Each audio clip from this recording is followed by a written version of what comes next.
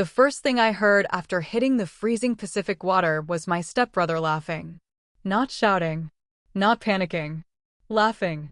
The sound carried across the back of the yacht while salt water flooded my mouth and dragged me under hard enough to steal the scream from my lungs. For one violent second, all I saw was darkness and bubbles.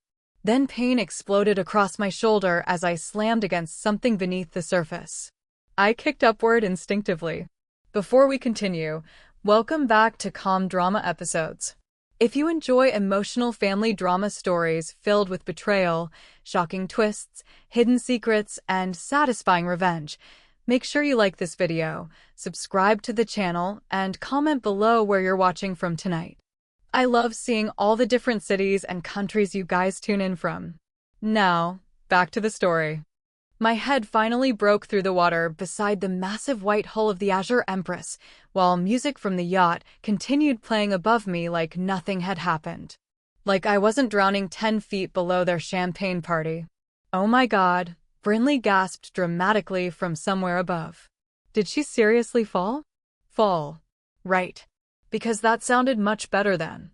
Your stepmother shoved you during a yacht party. I grabbed the slick side railing, coughing seawater hard enough to burn my chest. My white sneakers felt twice as heavy underwater. Somewhere above me, people were gathering near the back deck. I heard nervous laughter, confused voices, phones coming out, and then Vivian's voice floated down calmly. She's fine. Selah's always been clumsy. Clumsy.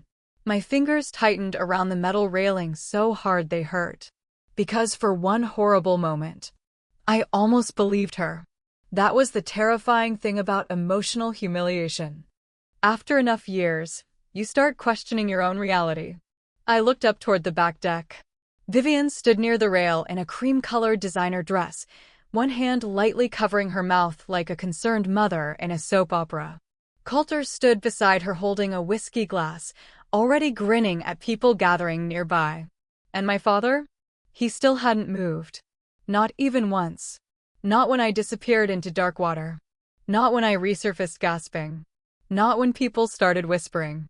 He just stood there frozen beside the bar like a man watching somebody else's tragedy unfold.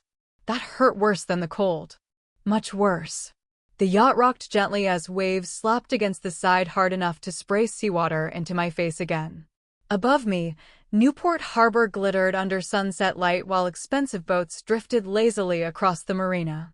Music from nearby rooftop restaurants echoed across the water along with laughter from people living beautiful, untouched lives. And there I was, half drowning beside a yacht full of people pretending humiliation was entertainment. A deckhand suddenly rushed toward the railing. "Ma'am," he shouted. His voice cut through the noise sharply enough that several guests turned. That's when everything changed. Because the crew members weren't looking at Vivian, or Brinley, or any of the wealthy investors crowding the upper deck. They were staring at me. Two deckhands hurried down the side stairs immediately while another grabbed a radio near the helm. "Captain," he said urgently. "She's in the water." My pulse stumbled strangely. She's in the water. Not. A guest fell overboard. Not. Some woman slipped. The wording sounded personal. Intentional. Like they knew exactly who I was. One of the deckhands reached me first, helping pull me toward the lower boarding platform. "You're bleeding," he said quietly. I looked down. Blood mixed with seawater near my shoulder where I'd hit something underwater. Great. Perfect. Humiliation apparently wasn't enough for tonight. As they helped me onto the lower platform, dripping water across polished teak flooring, silence slowly spread across the upper deck. The weird kind of silence rich people create when something uncomfortable interrupts their perfect evening. Vivian descended the stairs carefully, still wearing that fake worried expression. "Selah, sweetheart, are you okay?" she asked softly. Sweetheart. Interesting choice considering she'd spent the last 3 years treating me like expired luggage. I stared at her without answering. For half a second, something cold flickered behind her eyes. Fear. Then it vanished. "You startled everyone," she continued gently. "You know how dangerous these boats can be." Dangerous. The word sat strangely in my chest. Because suddenly, I remembered something. Right before I went overboard, Vivian had leaned close beside me near the railing while everyone watched fireworks beginning over the harbor. And then she whispered, "You really should have stayed invisible." My stomach tightened.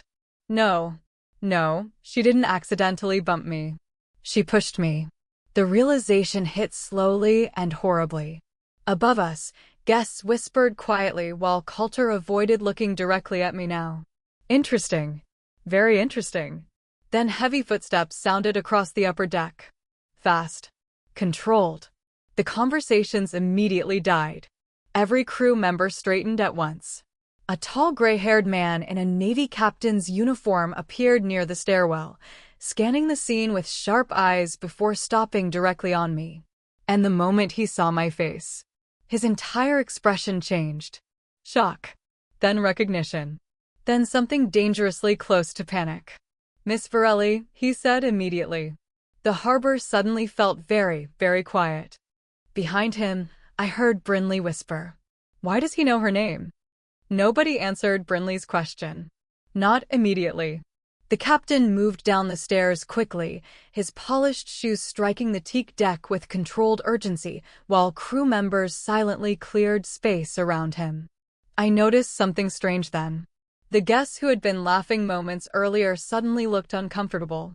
Like the atmosphere itself had changed. The captain stopped directly in front of me. "Miss Varelli," he repeated carefully. "Are you injured?" My wet hair clung to my face while seawater dripped onto the deck beneath me. "I'm fine," I said automatically. It was a stupid reflex. The kind people develop after years of emotional survival. The captain glanced toward the blood near my shoulder and looked unconvinced. "We need medical supplies immediately," he ordered. 2 crew members moved without hesitation. Vivian stepped forward smoothly before they returned. "Oh, that's really unnecessary," she said with a polished little laugh. "Selah probably just scraped herself when she slipped." Slipped. Again. The captain's eyes shifted toward her slowly. Something in his expression cooled instantly. "With respect, ma'am," he said evenly, "our security cameras will determine exactly what happened." Silence. Absolute silence. I watched the color drain from Coulter's face first. Then Brinley's. But Vivian recovered quickly. She smiled again. Too quickly. "Of course," she replied softly. "Safety first." My heartbeat started climbing. "Security cameras?" The captain turned back toward me. "You should come inside, Miss Varelli." The evening temperature drops quickly on the water. The way he spoke to me felt wrong. Not wrong exactly. Just unfamiliar. Respectful. Careful. Like I belonged here. And somehow that felt more unsettling than the humiliation. Because people only become that careful around power. I followed him silently toward the interior lounge while whispers erupted quietly behind us. I caught fragments. "Who is she? Did he say Varelli? I thought Enzo only had one daughter." The last sentence hit me hardest. Had. Not has. The interior of the yacht looked like something from a luxury architecture magazine. Soft amber lighting reflected across glass wine walls while piano music drifted quietly from hidden speakers overhead. Everything smelled expensive: cedarwood, ocean air, aged whiskey. A female crew medic gently cleaned the cut near my shoulder, while the captain stood nearby speaking quietly into an earpiece. "Yes," he murmured. "Contact Monterey immediately." Monterey. That name again. The medic carefully moved aside the silver sea-glass necklace hanging near my collarbone. Her eyes widened slightly. Then she looked at me differently too. My stomach tightened. "What is going on?" I finally asked. Neither of them answered immediately. Which was answer enough. The captain removed his gloves slowly before speaking. "How much has your father told you about your mother's family?" The question landed like cold water. "Not much," I admitted carefully. That was putting it mildly. Growing up, my father treated my mother's side of the family like a locked room nobody could enter. Whenever I asked about my grandfather, his answers always sounded bitter. He disappeared after the funeral. He cared more about money than family. People like him only love control. Over time, I stopped asking. Children eventually learn which questions make adults uncomfortable. The captain studied me quietly. Then his eyes drifted toward my necklace again. "That pendant belonged to your mother," he said softly. A chill crawled across my arms. "How do you know that?" His expression changed slightly. Not surprise. Sadness. "I attended her engagement party 26 years ago." My pulse stumbled. "What?" "No. That didn't make sense." The captain looked too composed to be lying. Behind us, the yacht guests continued murmuring louder now. I could feel tension spreading through the entire vessel like smoke. The medic finished wrapping my shoulder carefully before stepping away. The captain lowered his voice.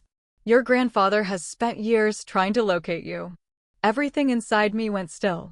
"No," I said immediately. "That's impossible." Because if that were true, then my father lied. Not once. For years. The captain reached into his jacket slowly, then handed me a folded cream-colored handkerchief embroidered with a silver compass symbol. The same symbol engraved on my necklace. I stared at it. My throat tightened painfully. "Where did you get this?" "That emblem belongs to the Varelli Oceanic Foundation," he said carefully.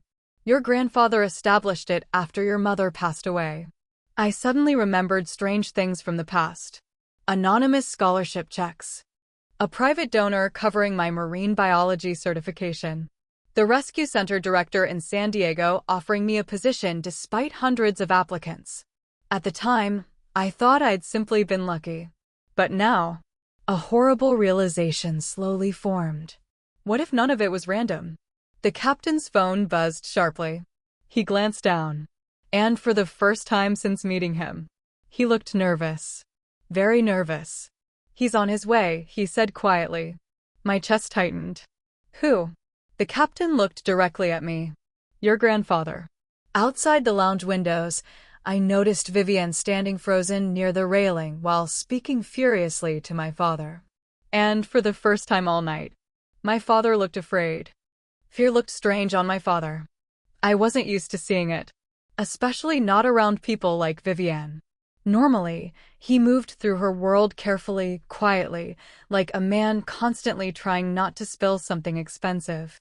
He laughed when her friends laughed, agreed when her family spoke, smiled during insults directed at me because silence had become easier than resistance. But now, standing beside the yacht railing under the Newport sunset, his face looked pale enough to make my stomach tighten. Vivian gripped his arm sharply while whispering something furious through clenched teeth. And he still wouldn't look toward me. The captain noticed too. His jaw hardened slightly before he motioned toward a private hallway near the lower lounge. "This way, Miss Varelli." I followed him carefully while my wet clothes clung uncomfortably to my skin. The farther we moved from the party upstairs, the quieter the yacht became. Soft engine vibrations hummed beneath the floor while distant laughter echoed faintly through polished corridors lined with framed black and white photographs of harbors, sailboats, and marine expeditions. Old money. Not flashy wealth. Legacy wealth. There's a difference. The captain stopped outside a private office and opened the door for me. Inside, warm amber lighting reflected across dark walnut shelves filled with maritime books, antique navigation instruments, and framed photographs. One photo immediately caught my attention. A younger version of my mother stood beside an older silver-haired man at a marina dock, both of them laughing. My chest tightened painfully, because I had never seen that photo before. Ever. The captain noticed where I was looking. "She kept that picture in her office for years," he said quietly. I stared at him. "She? Your grandmother?" The air left my lungs slowly. I sat down carefully in one of the leather chairs because suddenly my legs didn't feel stable anymore. This was wrong. All of it. My father said they cut contact after my mother died. He said her family disappeared. He said they wanted nothing to do with us. But this office didn't feel like abandonment. It felt like memory. Like someone had been holding on to my mother long after she was gone. The captain opened a drawer slowly before placing a thick envelope on the desk between us. My name was written across the front in elegant handwriting. Selah Varelli. Not Selah Mercer. Varelli. My throat tightened. What is this? The captain hesitated briefly. Letters. I froze. From who? He looked at me carefully. Your grandfather. No, that couldn't be right. Because there weren't one or two envelopes. There were dozens. Different dates. Different handwriting shades. Different stamps. Years of them. My fingertips shook as I picked up the first envelope. Still sealed. I opened it slowly. Inside was a birthday card. Happy 16th birthday, Selah. I hope someday you'll let me explain everything. I never stopped looking for you. Love always. Grandfather. My vision blurred instantly. 16.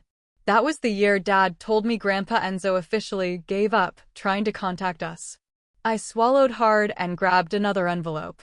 Then another. Christmas cards. Letters. Postcards from Monterey. Updates about marine conservation projects. Every single one unopened. Every single one returned. My stomach twisted violently. Oh my God. The captain stayed silent. Which somehow made everything worse. Because silence leaves room for truth. I looked up slowly. My father knew? The captain chose his next words carefully. Your grandfather attempted contact for nearly 12 years. 12 years. I thought about every birthday after Mom died. Every empty holiday. Every school event where other kids had grandparents cheering in the audience while I sat pretending it didn't bother me. I remembered crying once after middle school graduation because everyone else had family photos afterward except me and Dad. That night he told me, some people leave because they want to. I believed him. God. I actually believed him. A sharp knock interrupted the silence. The captain opened the office door slightly while a crew member whispered something urgent into his ear. I watched his expression shift subtly. Concern. Then irritation. Understood, he said quietly. The door closed again. What happened? I asked. The captain sighed softly. Your stepmother is insisting the yacht return to the marina immediately. Interesting. Not. Is Selah okay? Not. This situation is overwhelming. No. She wanted to leave. Fast. Like a woman watching control slip through her fingers. The captain moved toward the window overlooking the water. Your grandfather's car just entered the harbor district. My pulse spiked instantly. He was really coming. After all these years. Part of me wanted to run. Another part wanted answers badly enough to tear the entire yacht apart searching for them. I stared down at the letters again. Then noticed something else inside the box. A legal envelope. Different from the others. Thicker. Official. I pulled it out carefully. The return address read. Varelli Oceanic Foundation, Monterey, California. The date was from 4 years ago. Inside sat several documents clipped neatly together. At the top of the first page were the words. Beneficiary Review. Selah Varelli. My heartbeat stopped. What is this? The captain turned slowly after seeing the papers in my hands. For the first time since meeting him. He looked genuinely uncomfortable. That, he said carefully, was supposed to be delivered to you personally on your 20th birthday. I stared at him. I'm 25 now. Yes. A cold feeling spread through my chest. Then why didn't I get it? The captain didn't answer immediately. He didn't need to. Because suddenly, I remembered something terrifying. 3 months ago, my father insisted on picking up my mail after claiming package theft had increased near my apartment. At the time, it sounded thoughtful. Now, not so much. I slowly looked back down at the legal documents. And then I saw my father's signature near the bottom page. Authorization declined on behalf of recipient. The room suddenly felt too small to breathe in. I couldn't stop staring at my father's signature. Even after the captain quietly left the office to handle preparations. Even after the yacht engines shifted direction beneath the floor. Even after voices upstairs grew louder with nervous tension. My father signed legal documents pretending to be me. Not once. Repeatedly. The realization sat inside my chest like broken glass. Because this wasn't just lying anymore. This was calculated. Years of it. I looked down at the sea glass necklace resting against my damp sweater. My mother used to wear it constantly in the old photos Dad kept boxed away in storage. After she died, he gave it to me during one of the rare nights. He actually looked emotional. "She'd want you to have this," he told me quietly. At the time, I thought it meant love. Now I wondered if it meant guilt. A soft knock interrupted my thoughts. The captain returned holding a folded cream-colored shawl. "The evening air gets colder once we leave the harbor," he said gently. "Leave the harbor?" I blinked. I thought Vivian wanted the yacht to go back. She does. The way he said it almost made me smile. But the owner overruled the request. My pulse jumped. The owner. Not my grandfather. Someone above him? Or maybe equal to him. The captain must have noticed my confusion because his expression softened slightly. "You'll understand soon." That was becoming the theme of the night. "You'll understand soon. Your grandfather is coming. Your father lied. Nothing is what you believed." I was emotionally exhausted already. And somehow the night kept getting stranger. The captain escorted me back upstairs carefully. The atmosphere on the yacht had completely changed. Earlier, people looked through me. Now they watched me. Subtle difference. Huge meaning. Conversations lowered when I passed. Wealthy guests who ignored me before suddenly smiled politely. A woman in diamonds near the bar actually moved her chair so I could walk through easier. Interesting what a powerful surname does to human behavior. Vivian noticed it too. The moment I stepped back onto the upper deck, her eyes locked onto the shawl wrapped around my shoulders. Then onto the captain walking beside me. Then onto the guests staring. For the first time since marrying my father. She looked insecure. The realization almost shocked me more than the letters. Brinley approached first, forcing an awkward smile. "Oh my God, Selah, are you okay now?" Her voice sounded overly sweet. Artificial. Like someone trying to repair a situation before understanding how dangerous it actually is. I nodded once. "I'm fine." The silence stretched painfully between us. Because Brinley wasn't cruel in the direct way Coulter was. Her weapon was exclusion. Subtle embarrassment. The kind that lets rich girls destroy people socially while pretending innocence. And tonight? She clearly didn't know what role to play anymore. Coulter solved that problem by walking over with another whiskey glass. "So," he said carefully, "you've been hiding some billionaire grandpa this whole time?" There it was. Not. "Are you okay?" Not. "Dad lied to you." Not. This must hurt. Money. Always money. I looked at him evenly. I didn't know. He laughed lightly like we were sharing some funny misunderstanding. "That's insane." No. What was insane was him mocking my thrift store shoes 2 hours earlier while standing on property technically connected to my family. The universe clearly had a sense of humor. Vivian stepped in smoothly before the conversation could deepen. "Selah's had a very emotional evening," she said gently. "I think we should all give her space." Again with the fake kindness. It almost worked too. If I hadn't heard what she whispered before pushing me into the water. "You should have stayed invisible." The memory sent coldness crawling up my spine again. Did she panic when the crew recognized my name? Or did she already know? That thought disturbed me most.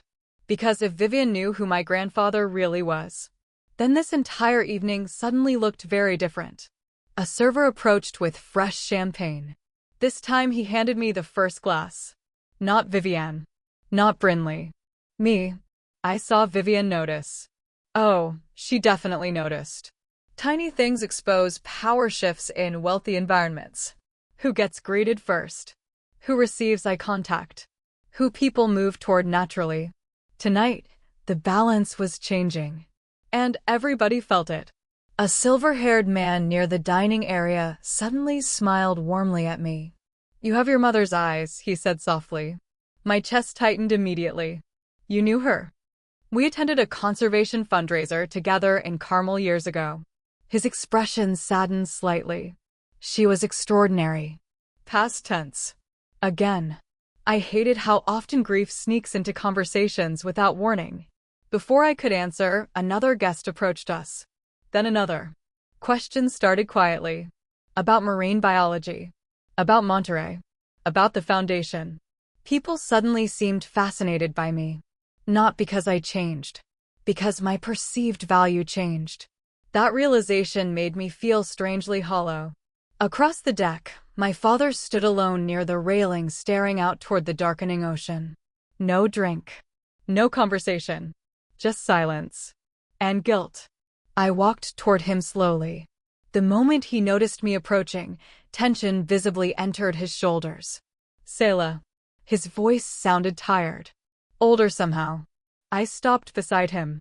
The harbor lights reflected across black water while distant music echoed from shoreline restaurants. For several seconds, neither of us spoke. Then I asked quietly, "How long?" He swallowed hard. "How long what? How long did you lie to me about Mom's family?" His jaw tightened immediately. It wasn't that simple. That answer alone told me enough. People only say that when the truth is ugly. I looked down at the sea glass pendant resting against my fingers. She wrote letters to him before she died, didn't she? My father froze. There it was. Confirmation. Tiny. Silent. But real. I stared at him carefully. And he wrote back. Still silence. My heartbeat started pounding harder. Because suddenly I realized something even worse. My mother probably never intended for us to lose contact. Someone chose that. Someone made that decision after she was gone. And judging from my father's expression, I already knew who. Before I could speak again, the yacht horn sounded low across the harbor. Then the captain's voice echoed calmly from the upper deck. He's arrived. The entire yacht seemed to hold its breath. Conversations died almost instantly after the captain spoke. He's arrived. Nobody asked who. They already knew. You could see it in the sudden nervousness spreading across the deck. Guests subtly adjusted posture. Champagne glasses lowered. Even the servers moved differently now, quieter, sharper, more alert. Power has a physical presence around wealthy people. And whoever just arrived carried a dangerous amount of it. I turned toward the harbor entrance slowly. At first, all I saw were marina lights reflecting across black water.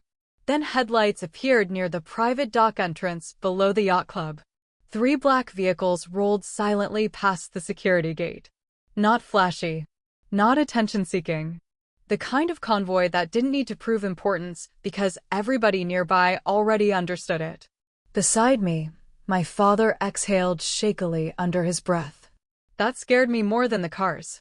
Because my father feared almost nobody.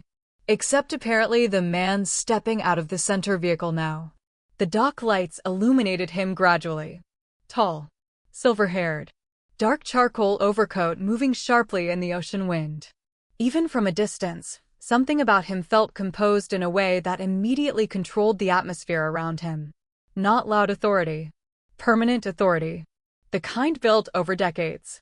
Nobody on the yacht spoke as he approached the dock. Not even Coulter. And trust me, Coulter always had something to say. The captain descended immediately to greet him personally, while several marina employees straightened near the entrance like soldiers preparing for inspection. I watched the older man glance toward the yacht once, then directly toward me. The distance between us suddenly felt unbearably small. My chest tightened painfully, because I knew that face. Not clearly, not completely, but somewhere deep inside childhood memory I knew it. I remembered sitting on somebody's shoulders near the ocean once while gulls circled overhead. I remembered deep laughter, strong hands, salt water, and a compass engraved onto a silver watch. My necklace. The same symbol. Oh my God, Brinley whispered beside me. He actually came. Vivian said nothing, but her expression looked terrifyingly controlled now, which meant she was panicking. I'd learned that years ago. The calmer Vivian appeared externally. The more dangerous her thoughts usually were internally. The captain escorted the older man aboard moments later. The second his shoes touched the deck, something shifted emotionally across the entire yacht. Guests smiled nervously. Crew members straightened instantly. And my father? My father looked down. That part stunned me most. The older man barely acknowledged anyone as he walked across the deck. Not the investors. Not the socialites. Not the wealthy couples whispering around us. His eyes stayed on me the entire time. Then he stopped directly in front of me. For one long second, neither of us spoke. Up close, I noticed the tiny details. The silver streak near his temple matching my mother's old photographs. The faint scar along his jawline. The exhaustion hidden beneath composed eyes.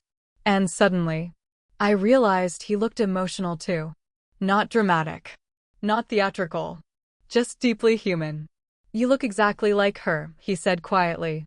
My throat closed instantly. Nobody needed to explain who her was. My mother.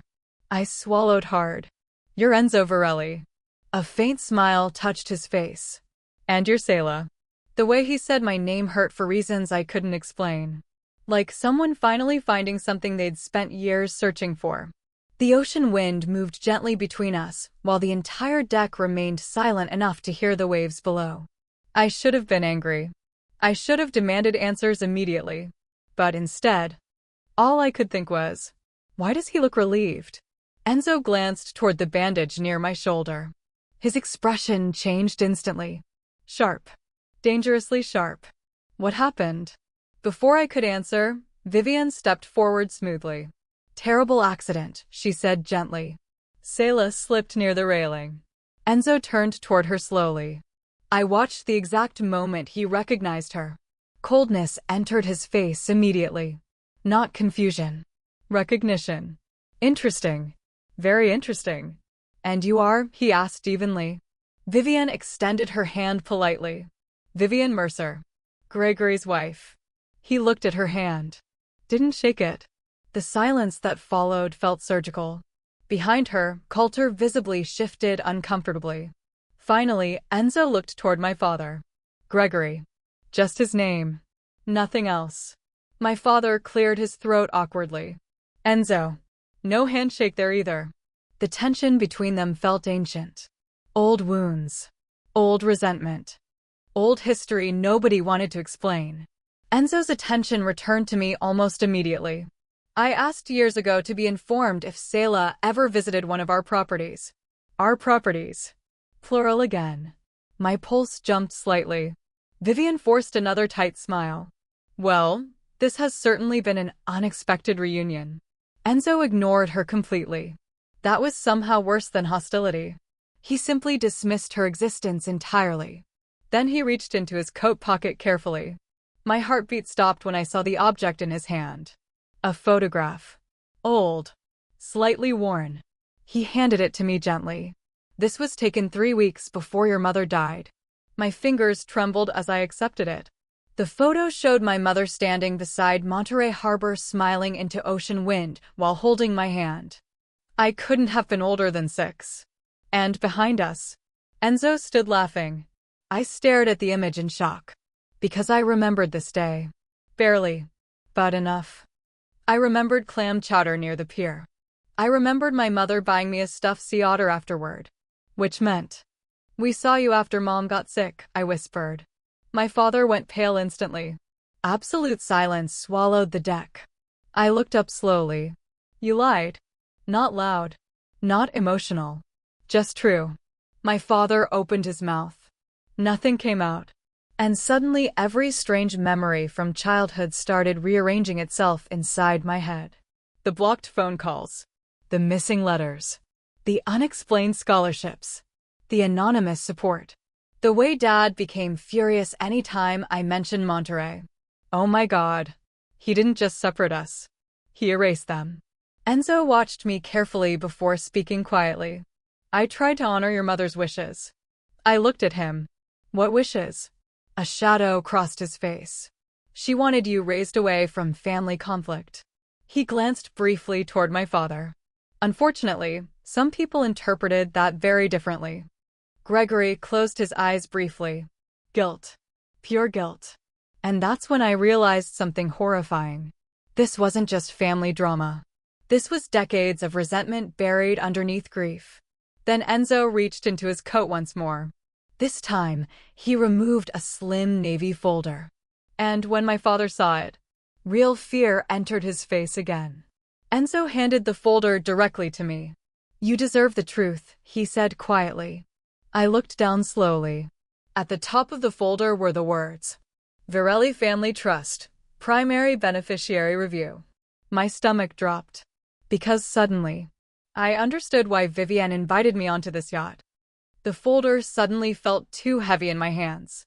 Not physically, emotionally. Around us, the yacht remained painfully quiet while ocean wind moved through the upper deck strong enough to rattle nearby champagne glasses. Nobody spoke. Nobody moved. Because everybody standing there understood something I was only beginning to realize. This night had never been random. I looked down slowly at the Navy folder again. Varelli Family Trust, Primary Beneficiary Review. Primary Beneficiary. The words made my stomach twist. My father stared at the folder like it might explode. Vivienne stared at it like she wanted to steal it. Huge difference. Enzo's voice remained calm beside me. You should read it privately. But before I could answer, Coulter laughed nervously. Okay, hold on, he said, running a hand through his hair. Are we seriously acting like Selah's suddenly some secret billionaire heir? Nobody laughed with him. Not even Brinley. And that terrified him more than silence. I noticed it instantly. People like Coulter survive socially through confidence, through performance, through controlling the emotional atmosphere around them. But tonight, the atmosphere no longer belonged to him. Enzo turned toward him slowly. Not angry. Worse. Disinterested. Who are you? He asked. The humiliation landed instantly. Coulter blinked. I'm Gregory's stepson.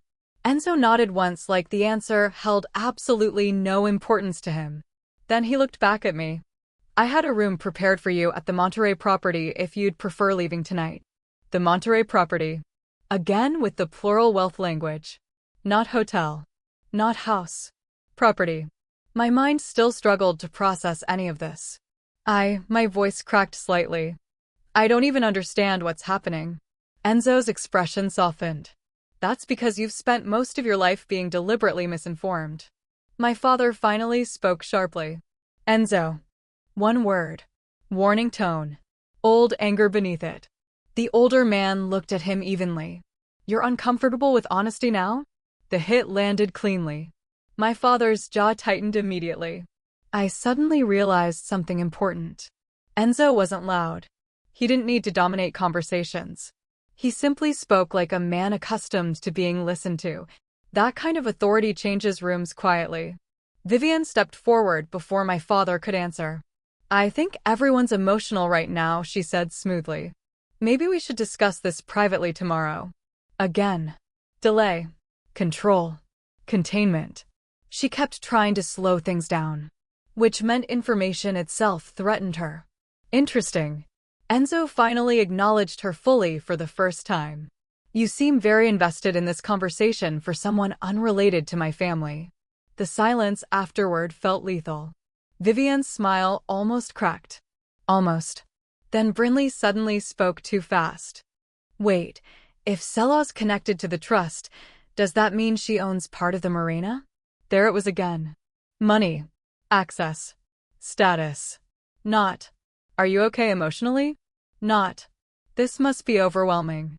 Just ownership. Enzo looked mildly unimpressed. No. Brinley visibly relaxed. Then he continued calmly. She currently controls beneficiary voting rights attached to the Coastal Preservation Division. Silence. Absolute silence. I stared at him blankly, because I had no idea what that meant. But judging from everyone else's faces, it meant something serious. Very serious. My father rubbed his forehead slowly. Enzo, this isn't the place. You're correct, Enzo replied. That place would have been 20 years ago. The air disappeared from my lungs. Jesus. The hatred between them suddenly felt enormous. Not dramatic. Not explosive. Buried. Which is always worse. I opened the folder carefully. Inside sat legal documents, trust structures, foundation reports, and property summaries attached to multiple coastal conservation zones throughout California. Monterey. Big Sur. Catalina. Newport. My pulse quickened. Then I saw another page. Projected redevelopment dispute, harbor expansion review. Attached beneath it was a company logo I immediately recognized. Halcyon Bay Resorts. I looked up instantly toward Vivienne. Because that company belonged to her ex-husband, Coulter's father. The realization hit hard enough to make my chest tighten. No way. No way. I flipped another page. Environmental approval rights pending beneficiary review. Beneficiary. Me. Suddenly everything connected so violently it almost made me dizzy. The yacht invitation. Vivienne's sudden insistence that I reconnect with family lately. My father calling more often these past 2 months. Brinley pretending to care about my career. Even Coulter acting slightly less hostile recently. Oh my God. They knew. Maybe not everything, but enough. They invited me here because they discovered I mattered. Not emotionally. Legally. Financially. My stomach turned. They didn't invite me because they missed me, I said quietly. Nobody answered. Which was answer enough. I looked directly at my father. When did you find out? His silence lasted too long. Dad. He finally exhaled heavily. About 6 months ago. The betrayal physically hurt. Not metaphorically. Actually hurt. Like pressure inside my ribs. 6 months. 6 months pretending nothing changed while secretly knowing my entire life had been built around lies. Vivienne crossed her arms carefully. You're oversimplifying the situation. I looked at her slowly. That was the first mistake she made all night. Because for the first time, I wasn't intimidated by her anymore. Am I? Her expression hardened slightly. The trust complications affect multiple business interests. Business interests. There it was. Cold. Clean. Honest. Not family. Business. Enzo watched her quietly now. Like a man finally seeing somebody reveal their real face. I stood there dripping seawater onto million-dollar flooring while decades of manipulation rearranged themselves inside my head. And suddenly, I remembered something strange from 3 weeks ago. Vivienne inviting me to dinner unexpectedly. She'd actually smiled warmly while asking about my marine biology work. At the time, it felt bizarre. Now, not so much. I remembered Coulter suddenly following my rescue center's social media page. Brinley asking whether I planned to stay in California long-term. My father encouraging me to rebuild family relationships. None of it was genuine. It was strategy. God. I felt sick. Enzo's voice softened beside me. You don't need to decide anything tonight. But I already knew one thing. I slowly looked at my father. All those years, my throat tightened painfully. You let me believe nobody wanted me. His eyes finally met mine fully. And what I saw there almost destroyed me. Regret. Real regret. Not for losing money. Not for the trust. For me. That somehow hurt worse. Selah, he started quietly. Then stopped. Because what exactly do you say after stealing someone's family for half their life? Across the deck, fireworks suddenly exploded above Newport Harbor. Gold reflections scattered across black water, while distant cheers echoed from nearby yachts. Beautiful timing. Because my entire world had just detonated too. Then Enzo placed one final document gently into my hands. And when I saw the date printed across the top, my blood ran cold. Tomorrow. The trust review meeting was tomorrow morning. I barely slept. Not because of the trust documents. Not even because my father lied to me for most of my life. It was the look on his face before we left the yacht. That expression stayed with me all night. Not arrogance. Not defensiveness. Not anger. Fear. And guilt. Real guilt. The kind people carry when they know they crossed a line years ago and spent every day afterward pretending they hadn't. By the time dawn spread pale gold across Monterey Bay, my chest already felt exhausted. The Varelli estate overlooked the ocean from a cliffside north of Cannery Row, hidden behind towering cypress trees and iron gates that probably cost more than my car. Estate. Another word I still couldn't emotionally process. Enzo's driver opened the passenger door quietly while cold morning air rolled in from the Pacific. You'll want a jacket today, Miss Varelli, he said politely. Miss Varelli. Every time I heard it, something inside me shifted uneasily. Because for 25 years, I'd been treated like the temporary daughter. The leftover one. The embarrassing reminder of my father's old life. And now suddenly people spoke to me carefully. Respectfully. Like I mattered. It felt disorienting. The estate itself looked less like a mansion and more like an old coastal retreat built by somebody who valued privacy over display. Stone walls wrapped around massive windows facing the ocean while ivy climbed across weathered gray exterior beams. No flashy gold. No giant fountains. No influencer aesthetic. Old California money. The dangerous kind. Enzo met me near the front terrace, wearing a charcoal sweater and holding 2 coffee mugs. For a strange moment, he didn't look powerful at all. Just older. Tired, maybe. He handed me 1 mug quietly. "How are you feeling?" Loaded question. I stared toward the cliffs instead. Like somebody replaced my entire childhood with a different version overnight. A shadow crossed his face. That feeling doesn't disappear quickly. The honesty in his voice surprised me. Most wealthy men I'd met through Vivian's social circles spoke like human emotions were inconvenient little interruptions. Enzo didn't. He sounded like somebody deeply familiar with regret. We stood there silently while waves crashed against rocks far below the cliffs. Then he finally said, "The trust meeting starts in 2 hours." My stomach tightened immediately. Yesterday's documents flashed through my mind again. Beneficiary voting rights. Coastal Preservation Authority. Environmental review power. Words that suddenly made me feel trapped inside somebody else's life. "I don't know anything about trusts," I admitted quietly. "You know enough about integrity." I looked at him. That's more valuable. The statement landed harder than he probably realized. Because my entire life around Vivian's world revolved around appearances. Status. Presentation. Connections. Perception. Integrity rarely mattered there. Only leverage did. A black SUV rolled into the estate driveway suddenly. Then another behind it. My pulse quickened instantly. Enzo noticed. They're early. They. Not hard to guess who. The passenger door opened first. Vivian stepped out wearing an ivory designer coat with oversized sunglasses despite the cloudy coastal weather. Classic Vivian. Armor disguised as elegance. Behind her came Coulter, Brinley, and finally my father. The second Gregory stepped out of the vehicle, I noticed he looked exhausted too. Like he hadn't slept either.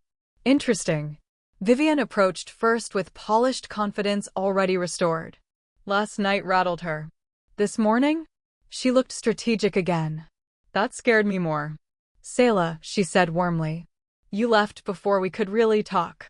Translation. Before we could regain control. I nodded once. There wasn't much left to say. Something flickered behind her sunglasses briefly. Annoyance. Then gone. Coulter glanced around the estate visibly impressed despite trying to hide it. "Damn," he muttered under his breath. Brinley elbowed him immediately. Subtle. But I noticed. Everybody was performing now. The family dynamics had completely changed overnight. Before, I was the outsider desperate for approval. Now, they were the outsiders trying to regain access. Huge shift. Dangerous shift. Enzo greeted nobody physically. No handshakes. No hugs. Only short nods. The emotional temperature dropped instantly. My father stepped closer eventually. "Selah," he said quietly. I looked at him carefully.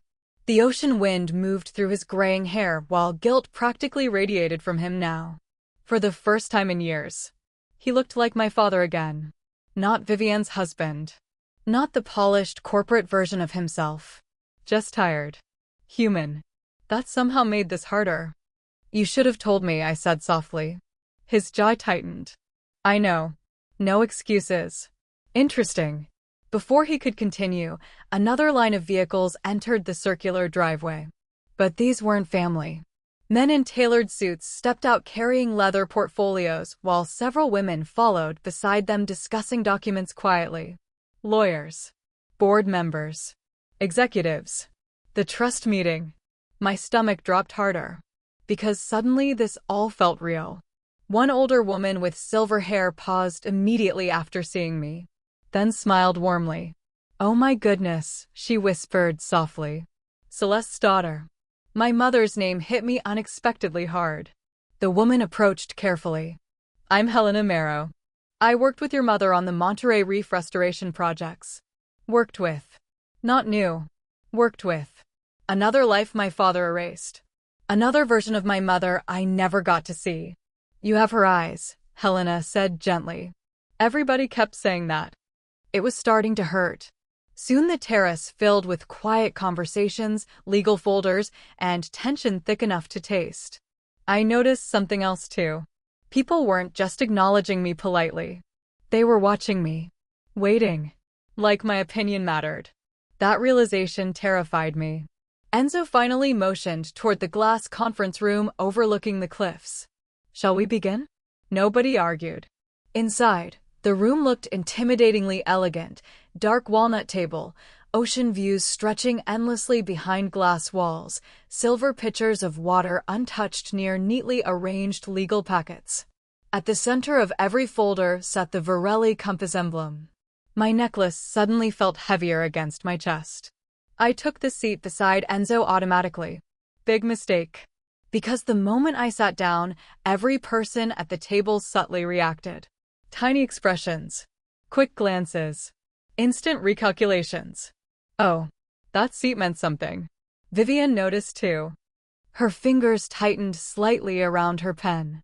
One of the attorneys opened a document calmly. As outlined in the revised Preservation Trust structure, he began, "Miss Selah Mercer currently maintains majority beneficiary influence over all undeveloped coastal marine holdings pending final board confirmation." Silence. Then Coulter suddenly leaned forward. "Wait, majority?" My heartbeat accelerated instantly. The attorney nodded. "Correct." Another silence. Longer this time.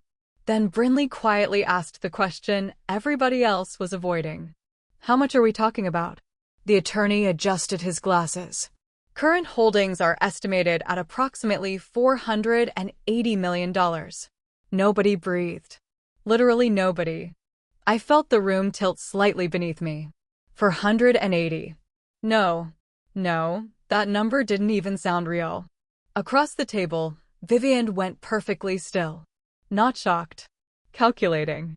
And suddenly, I understood exactly why she pushed me off that yacht. Nobody spoke for several seconds after the number was said aloud. $480 million. The figure hung over the conference room like something radioactive. I barely heard the attorneys continue explaining trust structures, voting divisions, environmental protections, and coastal development restrictions because my brain kept replaying one horrifying realization. My entire life changed because of money I never even knew existed. Not because I asked for it. Not because I wanted it. Because other people did. Across the table, Vivian sat unnaturally still with her hands folded perfectly over a leather notebook. Too still. That was always the dangerous stage with her. When emotions disappeared completely. Coulter looked physically stunned now while Brinley stared at me like she was trying to recalculate every interaction we'd ever had. And my father? He looked ashamed.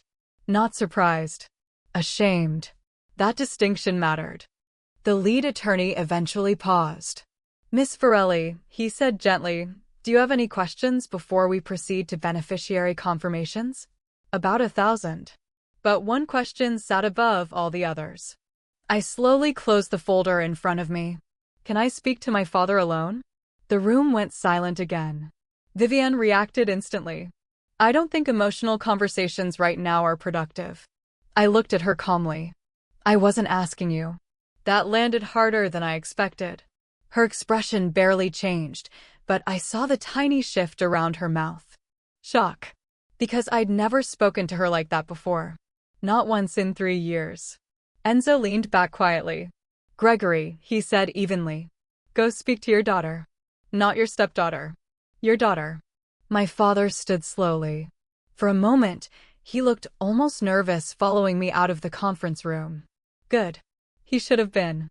I walked down the stone pathway behind the estate until the ocean noise swallowed the sounds from the house entirely. Cold wind pushed against the cliffs below while gulls circled over crashing waves. For several seconds, neither of us spoke. Then I finally turned toward him. "Did you love my mother?" The question clearly caught him off guard. His face tightened immediately. "Selah." "No," I said quietly. "I need to know." Because suddenly I wasn't even sure anymore. A man who could erase his daughter from her family for 20 years. What else was he capable of? My father stared toward the ocean for a long time before answering. "I loved her more than anyone I've ever known." The pain in his voice sounded real. Annoyingly real. I crossed my arms tightly against the wind. "Then why would you do this?" His jaw flexed hard. And suddenly he looked older than I'd ever seen him. "When your mother died," he said quietly, "everything became about Enzo." I frowned slightly. "What does that mean?" He controlled the funeral arrangements, the estate lawyers, the medical decisions. Reporters camped outside the hospital because of his foundation connections. Gregory swallowed hard. I couldn't grieve privately. I couldn't breathe without feeling judged. The ocean crashed violently against rocks below us. "He thought I wasn't good enough for her," my father admitted. That surprised me. Because Enzo never once insulted him directly. Not openly. But maybe old resentment doesn't need words. "He never trusted me," Gregory continued quietly. "And after Celeste died, every conversation became another reminder that I wasn't part of their world." I studied him carefully. This wasn't excuse-making. This was confession. Dangerous difference. "So you took me away from them?" "I thought I was protecting you." The answer came too fast. Too rehearsed. I shook my head slowly. "No. Try again." His face cracked slightly then. "Finally. Truth." I was angry, he admitted softly. There it was. Raw. Ugly. Human. I hated how powerful they were. I hated feeling dependent on them. And after a while, his voice lowered painfully. "It became easier letting you believe they abandoned us than admitting I pushed them away." The words hit like physical impact. Because deep down, I already knew. But hearing it out loud destroyed something anyway. I looked away toward the cliffs before he could see tears gathering in my eyes. "All those birthdays," I whispered. "All those years I thought nobody wanted me." Gregory closed his eyes. "I know. No defense. No justification." That somehow made it worse. The sea glass pendant rested cold against my fingers while memories suddenly replayed differently inside my head. Every time Dad got tense when Monterey was mentioned. Every missing letter. Every vague answer. Every redirected conversation. None of it had been accidental. He built my loneliness carefully. Not out of cruelty. Out of resentment. God. That almost hurt more. "Did Mom know you'd do this?" I asked quietly. His eyes opened instantly. "No." The answer sounded immediate. Honest. Terrified. "She would have hated what I became after she died," he admitted. Silence settled heavily between us. Then he said something I didn't expect. "I tried fixing it." I frowned slightly. "What?" "The scholarships. The foundation approvals. The anonymous support." Gregory rubbed his forehead tiredly. "I knew Enzo was helping from a distance. I let it continue because," his voice weakened, "because it was the only way I knew you'd still have part of her world without fully losing you." I stared at him in disbelief. "You don't get credit for secretly allowing support after stealing 20 years from me." "I know." Again with the honesty. No manipulation. No self-defense. Just guilt. That somehow made forgiveness harder. Because villains are easier to hate when they act like monsters. My father didn't. He acted like a broken man who made selfish decisions and then spent decades trapped inside them. The estate doors opened faintly behind us uphill. Voices drifted into the wind. The meeting was continuing without us. Then Gregory suddenly looked at me carefully. "There's something else you need to know." My stomach tightened immediately. "What?" His face paled slightly. "Vivian found out about the trust months before I did." Coldness spread through my chest. "What?" She hired investigators after hearing rumors connected to Monterey property restrictions. He swallowed hard. When she realized your name appeared in the preservation filings, the pieces slammed together instantly. The sudden family invitations, the fake kindness, the yacht trip, the push. Oh my God. She knew before anyone else.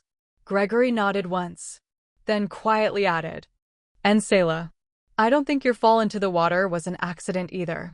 The ocean wind suddenly felt freezing. For a moment, I couldn't hear anything except the ocean, the wind, the waves, my own heartbeat. Gregory's words replayed in my head slowly and horribly. "I don't think your fall into the water was an accident either." A strange numbness spread through my chest. Because deep down, I already knew. Vivian didn't lose control near that railing. She calculated. That was what made her dangerous. Not rage. Precision. I stared at my father carefully. "And you still brought me onto that yacht?" The shame on his face answered before he spoke. "I didn't think she'd go that far." My throat tightened painfully. "You knew she was investigating the trust." "Yes." "You knew she suddenly started acting nice because of money." "Yes." "And you still let me walk into that situation?" Gregory rubbed a trembling hand across his face. "I thought I could manage it." Manage it. The same weak phrase people use right before disasters happen. I laughed once softly. Not because anything was funny. Because betrayal eventually becomes too heavy for normal emotions. The estate doors opened behind us again. This time footsteps approached quickly across the stone path. Enzo. He stopped the moment he saw our expressions. His eyes moved between us once, then settled sharply on Gregory. What happened? Nobody answered immediately. The ocean crashed violently below the cliffs. Finally, I looked at Enzo. Vivian knew about the trust before I did. His expression darkened instantly. Gregory spoke quietly. "She hired investigators. And you allowed her continued access to Selah?" Enzo's voice turned dangerously calm. Gregory's silence said enough. Something cold entered Enzo's face then. Not anger. Decision. The kind powerful people make once they stop hoping situations can be repaired peacefully. He looked toward the estate. "Where is she now?" Before Gregory could answer, raised voices suddenly echoed faintly from inside the house. Then sharper. Tense. I frowned. "What's happening?" Enzo's jaw tightened. "That," he said quietly, "doesn't sound good." We moved back toward the estate quickly. The closer we got, the louder the argument became. By the time we entered the conference hall, the atmosphere had completely detonated. Coulter stood near the table looking furious, while Brinley cried quietly near the windows. Several attorneys had stepped back awkwardly from the center of the room where Vivian stood facing Helena Marrow. And judging from Helena's expression, something serious just happened. Vivian turned the moment we entered. "There you are," she snapped at Gregory immediately. "Your daughter just destroyed a 20-year redevelopment negotiation." Destroyed? I blinked. "What are you talking about?" One of the attorneys cleared his throat nervously. "Miss Varelli's beneficiary authority automatically suspended the harbor expansion permits pending environmental review." The room went silent again.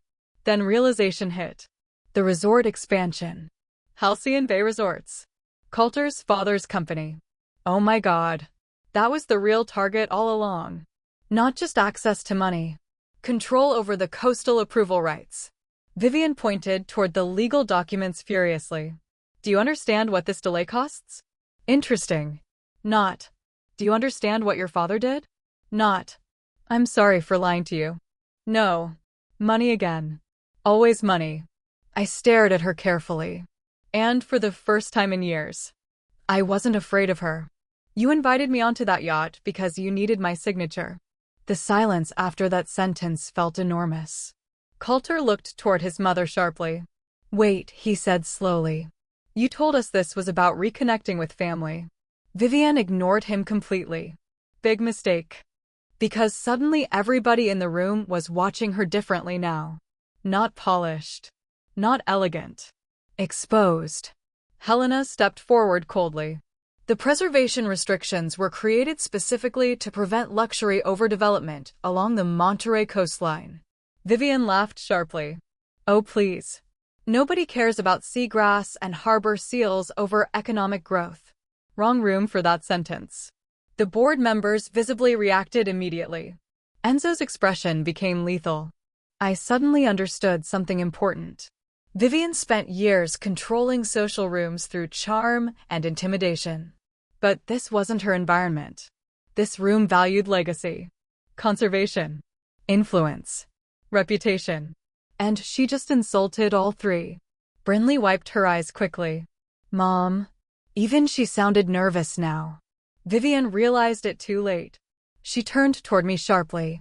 You have no idea what kind of financial opportunity you're throwing away. I looked at her calmly. You shoved me into the ocean. Absolute silence. Nobody moved. Nobody breathed. Vivian froze. Then laughed.